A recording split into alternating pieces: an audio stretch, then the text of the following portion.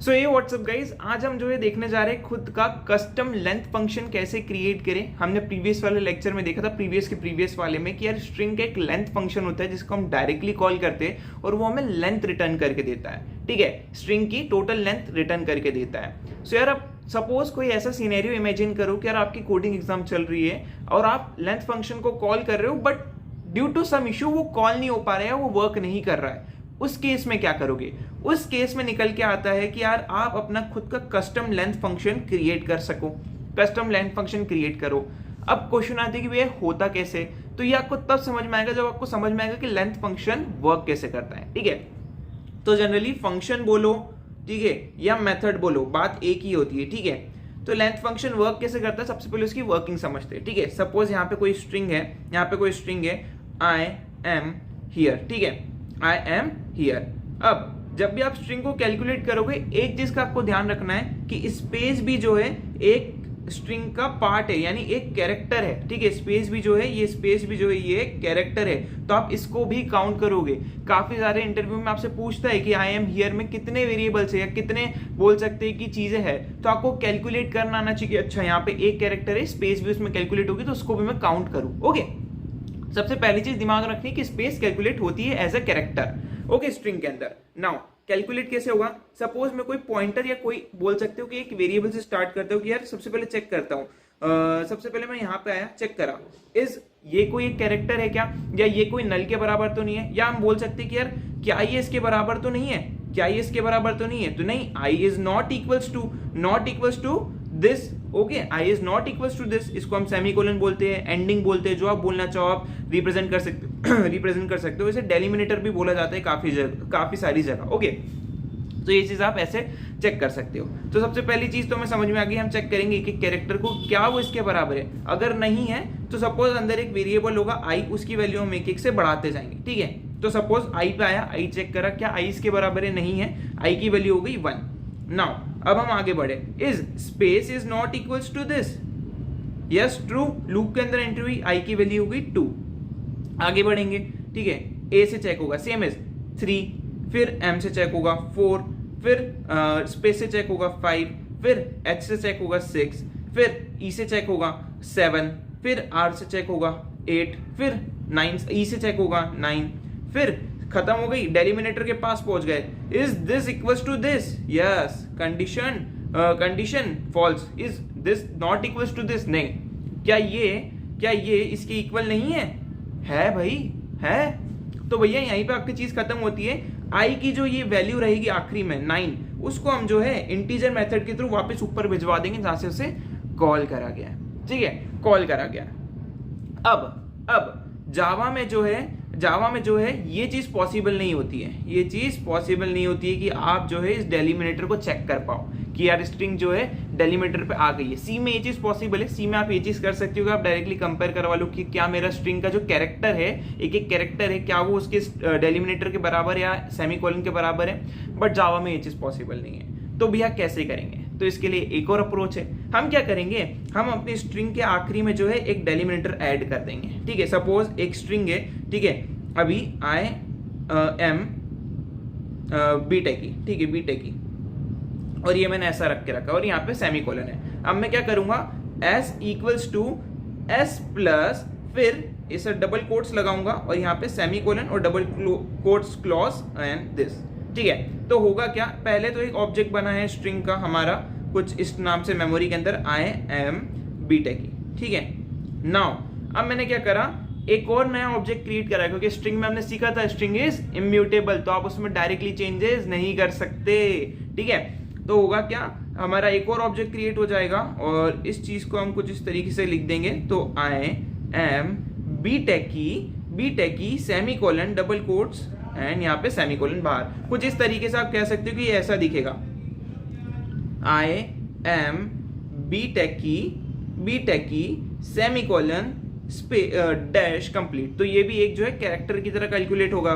ठीक है, और हमने क्या कंडीशन देंगे वाइल लूप में हम कंडीशन देंगे कि भाई S dot char at, okay my mistake, S dot char at I S dot char at I not equals to this, तब तक इस लूप को चलाओ, और जब भी इस लूप को चलाओगे आई की वैल्यू प्लस प्लस कर देना। सपोज आई इधर 0 से स्टार्ट हो रहा है, ठीक है, तो होगा कि यहां से आएंगे, चेक करेगा is i is not equals to this, yes, entry दे दो, आई की वैल्यू बढ़ जाएगी। सेम है, जाते जाएंगे, जैसे ही हम यहाँ पे आए, जैसे ही हम इस वाले पर्टिकुलर वेरिएबल पे आए, चेक करेगा is this is not equals to this, no false, you are wrong, हम आपको एंट्री नहीं देंगे, लूप से बाहर आ जाओगे। फाइनली जो भी इस आई की वैल्यू रहेगी हम उसको रिटर्न करवा देंगे इंटीजर मेथड के अंदर, ठीक है। तो कुछ इस तरीके से फंडा चलने वाला है। चलो इसको कोड करते ताकि आपको बेटर अंडरस्टैंडिंग हो इस चीज की। सो यार मैं आ चुका अपनी कंप्यूटर स्क्रीन पे, यहाँ पे मैंने क्लास काउंट स्ट्रिंग नाम से बना दिए, ठीक है। लेक्चर नंबर 36 से नोट्स जो भी मैंने आपको पढ़ा है और ये कोड ये आपको मेरे गेटअप लिंक पे मिल जाएगा, जाके चेकआउट कर लेना लेक्चर नंबर 36 वाले फोल्डर के अंदर, ठीक है। जूम इन कर लेते हैं, थोड़ा जूम इन कर लेते हैं ताकि आपको बेटर जो है समझ में आए ये चीज, ठीक है। एंड मैं इसको हटा देता हूँ, तो ये आपको बेटर समझ में आएगा, आई थिंक समझ में आएगा, या क्लियर है। नाउ मैंने एक पब्लिक क्लास बनाता हूँ, पब्लिक स्टैटिक वॉइड मेन, ठीक है। आई होप अब ये तो चीज़ आपको समझ में आती है, ये मुझे समझाने की जरूरत नहीं है, RGS, ठीक है। नाउ हम क्या बोलते हैं कि भाई यूजर से मुझे इनपुट लेना है स्ट्रिंग का, यूजर से मुझे इनपुट लेना है, तो मैं इंपोर्ट करूंगा java.util.scanner का, ठीक है, स्कैनर का, ठीक है। अभी मैंने स्कैनर इंपोर्ट कर दिया है, तो क्या करना पड़ेगा, स्कैनर क्लास को भी करना पड़ेगा और ऑब्जेक्ट क्रिएट करना पड़ेगा SC नाम का, जो भी क्रिएट करना चाहो, नाम आप कुछ भी दे सकते हो, इक्वल्स टू न्यू स्कैनर, ठीक है। किससे इनपुट लेना है, सिस्टम के इनपुट से, यानी कीबोर्ड से जनरली, ठीक है। फिर मैं यहाँ पे बोल दूंगा एक मैसेज प्रिंट करवा के system.out.println, ठीक है, एंटर दी स्ट्रिंग, या ठीक है, यहाँ पे एक स्ट्रिंग बना देता हूँ। स्ट्रिंग एक क्लास है, तो हमें एस कैपिटल लिखना है स्ट्रिंग का, एक वेरिएबल एस नाम देता हूँ, और मैं यहाँ पे sc.next लाइन से इनपुट लूंगा। नेक्स्ट लाइन क्यों, क्योंकि अगर मैं नेक्स्ट लिखूंगा तो सिर्फ वो पहला जो वर्ड है उसको कैलकुलेट करेगा। चेकआउट स्ट्रिंग लेक्चर, उसमें मैंने बताया है स्ट्रिंग फंक्शंस के अंदर ये चीज को क्लियरली, ठीक है। नाउ अब मैं जो है इसको एक मेथड, अब मान लो मुझे लेंथ कैलकुलेट करनी है, तो मैं एक इंट लेंथ नाम का एक वेरिएबल बनाता हूँ और उसके अंदर मैं जो एक मेथड क्रिएट करूंगा, या मेथड से उसका डेटा भेजूंगा नीचे किसी मेथड में, ठीक है। सपोज मैं भेजता हूँ चेक लेंथ फंक्शन, ठीक है, चेक लेंथ करके मैं जो एक फंक्शन क्रिएट कर रहा हूँ और उसके अंदर मैं जो इस एस को पास कर रहा हूँ। इस फंक्शन को क्रिएट करते हैं पब्लिक आप देना चाहो तो दे सकते हो, कोई इशू नहीं है। स्टैटिक देना जरूरी है क्योंकि ऑब्जेक्ट कभी हमने सीखा नहीं है, ठीक है। इंट हम देंगे चेक लेंथ, ठीक है, और यहाँ पे एक स्ट्रिंग दे देंगे, स्ट्रिंग एस दे देंगे। तो मैंने भैया स्ट्रिंग एस दे दी, ठीक है, स्ट्रिंग एस दे दी। इसको मैं थोड़ा नीचे करता हूँ ताकि आपको अच्छे से समझ में आए। स्ट्रिंग एस यहाँ पे मैंने दे दी। अब हम क्या करने वाले, अब हमें जो है सबसे पहले जो है एक इंट आई वेरिएबल बनाते हैं जिसको 0 से मैं स्टार्ट करूंगा। मैं क्या बोल रहा हूँ, वाइल लूप, इस वाइल लूप को तब तक चलाओ जब तक मेरे एस का char at I not equals to है, यानी उसके बराबर नहीं हो जाता। किसके, इसके। बट ये चीज जो है सी में होती है, हमें जो है जावा में आखिरी में ये वाला चीज, इस सेमीकोलन को ऐड करना पड़ेगा अपनी स्ट्रिंग में। तो हम क्या करते हैं, S equals to S dot S plus inverted comma semicolon and this, okay. Now अब हम कैलकुलेट कर रही है, तो होगा क्या, हर बार आई को प्लस प्लस कर दो, जो भी हमारी आखिरी में आई की वैल्यू होगी उसको हम रिटर्न करवा देंगे, और ये हमारा जो फंक्शन है क्रिएट हो गया है। अब मैं क्या करूंगा, जब भी मुझे लेंथ कैलकुलेट करनी है मैं इस फंक्शन को बुलाकर चीजें करवा सकता हूँ, ठीक है। ये हमने जो है खुद का एक जो है बोल सकते हैं लेंथ फंक्शन क्रिएट कर लिया। यहाँ पे मैंने लेंथ को प्रिंट भी करवा लिया, ठीक है। लेंथ ऑफ स्ट्रिंग इज, ऐसा आप कैलकुलेट करवा सकते हो, ठीक है। मैं चेक भी कर लेता हूँ परफेक्टली, क्योंकि मैंने जूम इन करा है तो इधर प्लस मुझे देना पड़ेगा, आई थिंक, हाँ, यहाँ पे मुझे प्लस देना रहेगा। सेव करते, ठीक है। अब मैं इसको माइनस में कर देता हूँ थोड़ा, ओके, कंट्रोल माइनस, ठीक है।